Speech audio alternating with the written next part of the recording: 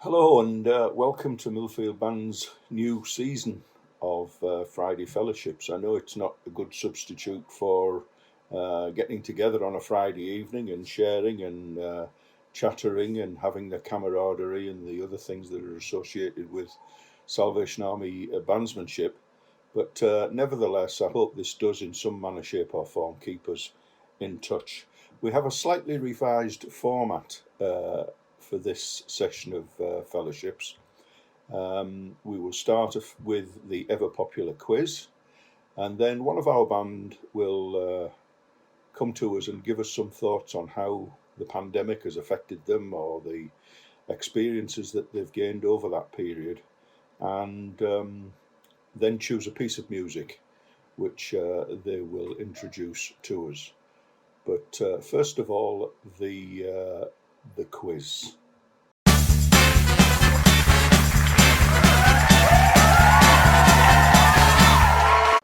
There are 15 questions, and we start now. When did the UK adopt decimal currency? When did the UK adopt decimal currency?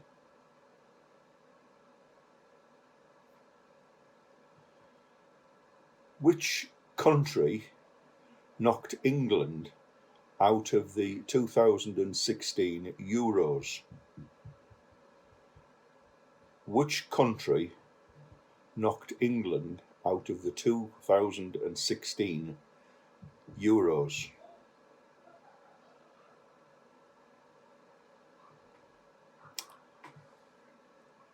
Question 3. Where was Jesus when he turned the water into wine? Where was Jesus when he turned the water into wine? Now, I had to research this because I'm a poor pensioner. But the question is, whose image is on the reverse side of a Bank of England £10 note? Whose image is on the reverse side of a Bank of England £10 note? That was question 4. And now we come to question 5. Who dreamed that the sun, the moon, and the stars bowed down to him? Who dreamed that the sun, the moon, and the stars bowed down to him? Now, here's a bit of a tricky one. Number 6. How many litres in a gallon? How many litres in a gallon? I always find it strange that we buy fuel by litres and then measure the performance by miles per gallon. So there we go. But how many litres in a gallon? Now, the next question, number 7. What brought Amanda Gorman to everyone's attention? What brought Amanda Gordon to everyone's attention?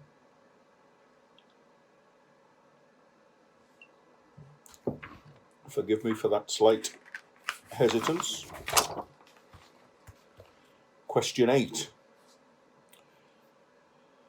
For all you cat lovers and those that don't like cats, what is strange about a Manx cat? What is strange or peculiar about a Manx cat? That is a cat from the Isle of Man, for those that don't understand what Manx means. Question 9. Who said to Paul in Acts chapter 26, "Almost thou persuadest me to be a Christian"? Who said in Paul, I'll start again. Who said to Paul in Acts chapter 26, or I should say, recorded in Acts chapter 26, "Almost thou persuadest me to be a Christian"? Question 10. Which two cities are at either end of the Trans-Siberian Railway? Which two cities are at either end of the Trans-Siberian Railway?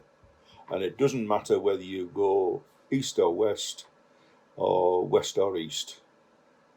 Which two cities are connected by the railway? Now, question 11. Among Jerry Marsden's many hit songs in the 1960s was Ferry Cross the Mersey and How Do You Do What You Do to Me?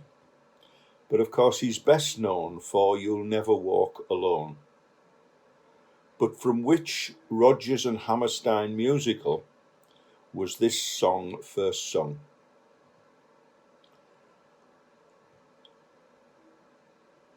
Jerry Marsden recorded Ferry Cross the Mersey and How Do You Do What You Do to Me, but he's best known for You'll Never Walk Alone. But from which Rodgers and Hammerstein musical was this song taken? Question 12. Bit unseasonal, but nevertheless a question. Where was Guy Fawkes' hometown? We all know what he did at the Houses of Parliament, but where was Guy Fawkes' hometown?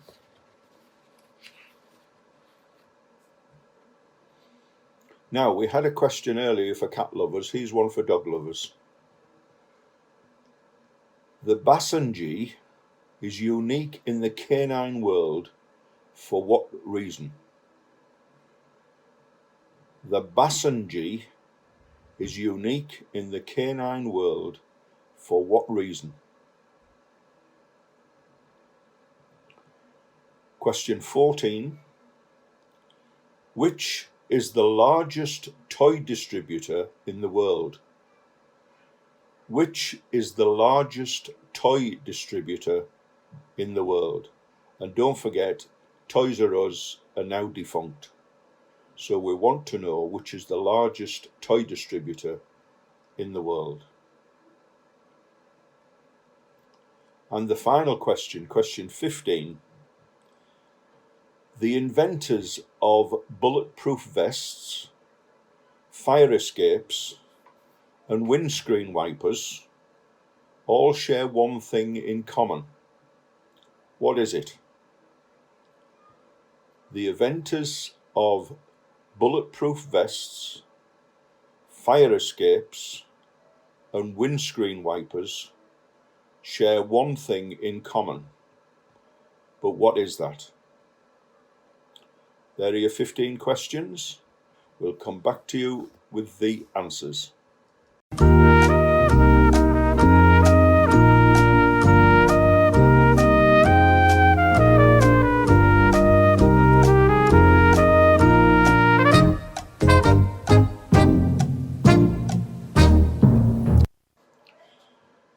So here we go, folks, with the answers.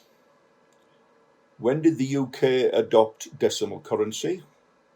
Well, it was the 15th of February 1971. The 15th of February 1971. Can't think for 1 minute why it came through the middle of the month, but there we go. You would have thought it would have started on the 1st, but 15th of February 1971. Which country knocked England out of the 2016 Euros? Well, I'm sure you all knew that the answer was Iceland. Iceland. And I don't mean the shop, I mean the country. Where was Jesus when he turned the water into wine? Well, that, of course, was the wedding in Cana. The wedding in Cana.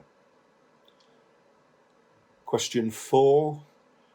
Whose image is on the reverse side of a £10 note? Jane Austen. Jane Austen. Who dreamed that the sun, moon, and the stars bowed down to him? Well, that was Joseph. Joseph, of course, as in son of Jacob, not Joseph as in Joseph Finney, but Joseph. Question 6. How many litres in a gallon? Now, there are two answers to this, I suppose. In an imperial gallon, that is the unit that we use in the UK, there are 4.547 litres in a gallon. But if you said 4.5, I think that's near enough. In the United States, there are 3.8 litres in a gallon. So there you are, the two answers to that one. What brought Amanda Gorman to everyone's attention? And I hope you noticed the not so subtle hint. Excuse me. Well, of course, Amanda Gorman wrote and presented the poem "The Hill We Climb" at Joe Biden's presidential inauguration installation on the 20th of January. So she was the young lady who wrote and presented that memorable poem. Question 8. What's strange about a Manx cat? Well, it either does not have a tail or it has a very short tail. That's the peculiarity about a Manx cat, no tail. Question 9. It was King Agrippa who said to Paul, "Almost thou persuadest me to be a Christian." The Trans-Siberian Railways, question 10. Moscow at one end, the western end of course, and Vladivostok on the eastern end. Which reminds me of a bit of a story, a Cold War story of two men in a train pulling out of Moscow. And one said to the other, "Where are you going, comrade?" And he said, "I'm going to Vladivostok." And the first man thought, aha, he tells me he's going to Vladivostok, so therefore he wants me to think that he's going to Minsk. And if he wants me to think he's going to Minsk, he must be going to Vladivostok, the liar. Anyway, there we go. Question 11. Jerry Marsden. The musical that You Never Walk Alone came from was, of course, Carousel, and it was sung there by Shirley Jones. And one of my claims to fame is that I once shared a railway carriage with Jerry Marsden sometime in the mid-70s between Cardiff and Bridgend, if my memory serves me right. But there we go. I'm sure he felt much better for my company. Where was Guy Fawkes' hometown? Well, Guy Fawkes was born in 1570 in Stonegate in York. Stonegate in York. The dog lovers question 13. A Basenji is unique in the canine world because it doesn't bark. It actually yodels. Never heard of that, but there you go. A Basenji yodels, it doesn't bark. Now, you may find this a strange answer, but the largest toy distributor in the world, believe it or not, is McDonald's. Because, of course, once it introduced the Happy Meal, it shot to the top of the toy distributor world. So the answer is McDonald's. And finally, the inventors of the bulletproof vests, fire escapes, and windscreen wipers were respectively Stephanie Kwolek, Anna Colelli, and Mary Anderson, who invented the windscreen wipers. So they were all women, Stephanie, Anna, and Mary. So those three inventions were all by women. So there we go. And that was long before we had feminism in the political arena. So I trust that you feel enlightened by that. And now we'll listen to my comrade on the, I don't know whether you call him a fellow tubist or what, but we're now going to listen to David Smith, our Corps Sergeant Major and fellow tubist, who is going to bring us some thoughts on the pandemic. Thanks for listening and enjoy the rest of our fellowship. Bye-bye. Hi everyone. Well, it's my privilege to have been asked to lead the new format of the next 10 minutes, which I understand is to give you a little bit of an update as to what has been happening in my life for the last 11, almost 12 months now, since we went into lockdown the first time. And that will actually have been the last time that I've seen many of you. I know I've seen some of you on various different occasions, whether it be at the army or whether it be online. And so I'm just going to give you a little bit of an update really as to what's been happening in my life and in the life of my family. And so I haven't got any notes, so we'll see how this goes. Hopefully it flows quite nicely, and you get the gist of what I'm trying to say. So things really obviously happened around about March time, and we were called into school. You know that I'm an IT teacher, I'm a computing teacher in Gisborough, and we were called into school, and we were told that we were going to have a little bit of a longer Easter holiday, and instead of the regular 2 weeks, it was possibly going to be 3, maybe 4. And so we went into that first lockdown, and the Easter holidays came and went. We went online as a corps, and we started our Zoom meetings, which was a new venture for us, something that we set up very, very quickly, and credit to Andrew Mayer for looking into that and getting that up off the ground, and obviously for the majors who adapted to that style quite quickly. And so we moved online, and Easter came and went, and I was called back into school for one last meeting, which basically said, this appears to be going for a lot longer. The government have cancelled Year 11 exams, and so it appears that we may not be back in school until July, possibly September. And just prepare yourself, take anything that you might need to be able to teach from home, and we'll try and get some lessons up and running online from home. And so we went home, and we started to prepare to teach online, and we did that. And I've got to be honest, I had quite a nice first lockdown. I was in the house. The weather wasn't too bad. We spent a lot of time in and around the garden. We didn't go anywhere. The only place that I tend to go was about a mile up the road in the car, with Penny in the car to try and get her to sleep every day, and then we would turn around and come back, and she'd have a sleep in the car while we got on with a little bit more schoolwork. And that was as far as we went for months and months. And to be honest, it was a nice time. We spent time as a family. Alfie was off school. We taught him a lot of things that potentially he wouldn't have learnt in school. We taught him about the places where his family live, and we've got quite a multicultural family, as you all know. So we taught him about Wales, we taught him about Northern Ireland, we taught him about the Orkney Islands in Scotland, and so we had a good time teaching Alfie as well. And so that's how our first lockdown came about. And in July, things started to open a little bit more. We were told we could go on holiday. It was touch and go as to whether we would get away to Belfast, which is something we like to do, to see Caroline's family. And we actually managed to do that, and that was great. We spent about 3 or 4 weeks with Caroline's family across the 6 weeks holiday before we came back over.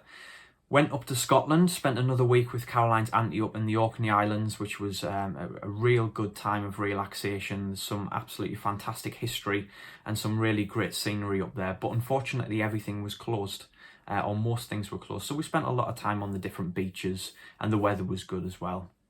So we had a good holiday. We came back. September school started as normal, although with a few more precautions in place. Hand sanitizer stations everywhere. The kids were wearing masks, we were wearing masks, obviously everything that we'd been told to do, we did. Everything seemed to be a lot safer, and we got back to normality in terms of teaching with people in our classrooms. Although, because my classroom tables can't be changed so that everyone sits facing the front, because I teach computing, a lot of the computers actually face each other, so there was some big screens go down the middle of my classroom, and that was a little bit strange to have to try and look around the screens to see people at the bottom of the classroom perhaps with their hands up asking for a little bit of help or whatever. So we had to adapt a little bit there. Army-wise, we started to get back to the hall, and that was a real great encouragement for me, for me. For September, October, most of November, Sundays were very different for me. I was sitting in the office trying to control some of the online content that we were putting out on a Sunday, running the online meeting. But it gave me a lot of time to really listen to the message of what was being given to us by the majors. It allowed me to really concentrate on when songs had to be started and when I had to fade from one thing to the next. And actually the concentration in the meeting meant that I took in a lot more than I would normally on a Sunday. And so sitting in the office by myself, really concentrating on what was being said, sometimes with the officers' notes in front of me so I knew what was coming up next, the Lord really spoke to me. And I have to say that throughout this time, since March, I've grown a lot closer to the Lord. I really do feel as if I've grown. I've been able to draw on him for strength when I've needed it. And again, I know people have had hard times during the lockdown, but I have found a lot of strength through the lockdown, and I've found it really to be a time of relaxation for me in many parts of the different months that we've been in lockdown. Anyway, unfortunately, we had to lock down a little bit more at the back end of November into the beginning of December, and that also meant that we stepped away from worship at the hall, and we moved to people staying at home. We still went down the hall. There was still myself, the majors, and Andrew down the hall most of the time, and we did the meetings from there, and that was good as well, because even though there was nobody in the hall, the four of us just got that time to kind of be with each other, and as part of the leadership team, that was a nice experience as well. Although very strange with nobody in the hall. We would much prefer everybody to be in the hall, we must admit that. And so it came around to December, and December was very very good at the army. I think people pulled out all the stops to make things a little bit more special than what they might have been because of lockdown, and we had some really great meetings. And I must say that once again at Christmas, I drew very, very close to the Lord, and it was great to be out with the band, a very small section of the band. And that was great for me, as well as I'm sure the people that we went to visit. And having spoken to Paul, who was leading our band, that was really special for the both of us, and it was something that I think we needed and something that we missed, and that was of encouragement to both of us. I know that. And so the end of December came, and unfortunately schools went back into lockdown again in January. And so here I am now, sitting at home, having taught online from home through the medium of something called Microsoft Teams, which some of the teachers will understand, sitting at home watching this now. And that's a bit of a struggle, I've got to be honest. I enjoyed the first part of lockdown.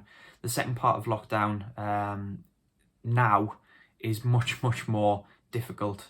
Trying to educate Alfie and make sure that he's got all the opportunities that we want him to have, and to not miss anything in his learning, as well as trying to teach our students from school at school, trying to prepare all those lessons and things like that. I've got to be honest, it's been a lot more difficult over the last month than I thought it could be. And so once again, I'm trying to draw on the Lord just for some strength, because we are tired. I've got to say, myself and Caroline and the Smith household at this time are quite weary, and perhaps looking forward to a couple of weeks' time when we don't have to teach online because it's half term, and we can just have a little bit of a lie-in on a morning and not have to get up early to get Alfie's work done, and not preparing lessons as soon as we come home from school, because school is still on. Caroline's still at school, all the time that she's expected to be there, and I'm at school most of the time that I would normally be there. So it is a little bit more strenuous than certainly first lockdown was. Anyway, I have been able to draw on a lot of strength from music, and I've listened to various different pieces of music since March time of last year. Some band music, some singing company music, some songster music, and of course I've been able to listen to Alfie play some music on the piano as well, as he's been learning that instrument, and that's been really good to just remember different times when music has been important in my life. And so I came across this piece of music a little while ago. I think the Army have become really good at producing content in the last couple of months.